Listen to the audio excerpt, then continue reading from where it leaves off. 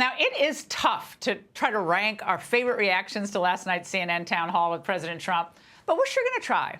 So we're going to have a little fun and count down our top three kind of Sports Center style. All right, let's start with number 3.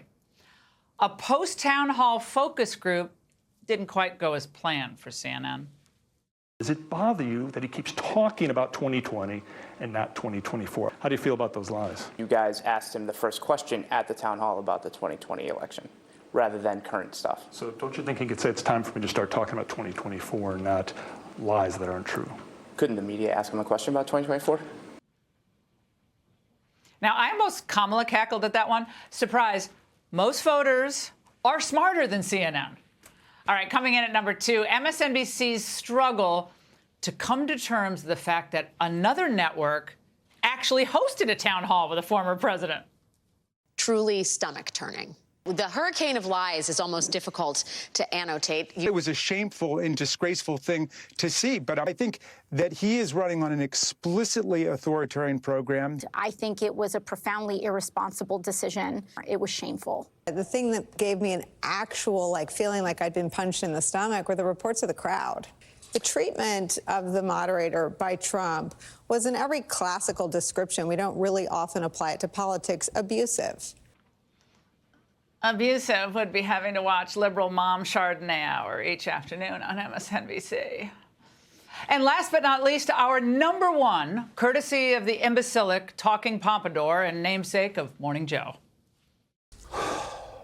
No surprises, and yet it was a disgraceful performance. I can't believe I'm going to use catastrophizing language here.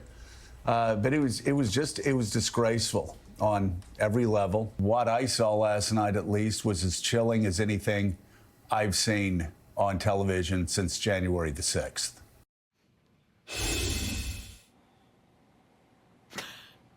That 3/4 zip almost just came flying right off of him. He was so upset. Joining me now, Newt Gingrich, former Speaker of the House, Fox News contributor, author of the new book, March to the Majority. Newt, the freak out and the long faces. I mean, I've got to say, my kids and I sometimes watch some of these shows in the morning before they go to school. We were screaming laughing this morning because, my 12-year-old's like, well, everyone looks so upset. Why are people so upset? I said, because Trump did really well at this town hall. And then he just said, when's breakfast? Newt, what about this? Well, look, Charles Dickens wrote A Tale of Two Cities. Someday somebody's going to write A Tale of Two Countries. What you have on the left is a group of fantasizers who thought that the Russian hoax was real. They thought that the intelligence community attack on the Hunter Biden laptop was real. You go down the list. Every time they turn around, they know Trump is bad. They wake up in the morning chanting Trump is bad. They go to bed at night chanting Trump is bad. And they're shocked to find out that more and more Americans don't agree with them.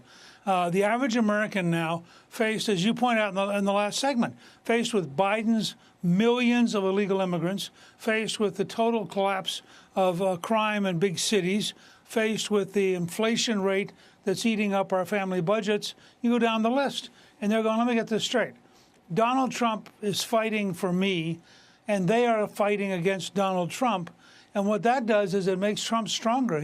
His current numbers in a Republican primary are so staggering that I doubt if he'll be in a single debate between now and getting the nomination, because there's no reason for him to. He's 25, 30 points ahead of anybody else. And the reason is he is seen by everybody on the right as the one person with the courage and the strength to stand between them and a truly crazy left-wing establishment. And we know it's true because we've now watched him take this beating for 7 straight years, and he's still standing. It's an astonishing performance.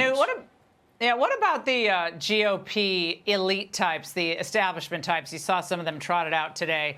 You hear about John Cornyn or Thune or Todd Young. Bill Barr said it would be a disaster. Trump would get nothing done in another term. What about all those characters? Well, I think that's what you get in a period of really dramatic party change. When Franklin Delano Roosevelt took over the Democratic Party, their previous nominee, Al Smith, left the Democratic Party because it had changed too much for him. I think these things happen. Donald Trump represents a dramatic reorganization of American politics. He's turning the Republican Party into the working class party. The Democrats are becoming the party of the elite wealthy, sort of the John Kerry windsurfing party. And that is a radical transition in American politics. And frankly, some of the old-time Republicans are going to be happier windsurfing with John Kerry than they are going to be eating hot dogs with Donald Trump. All right, Newt, great to see you tonight in rare form.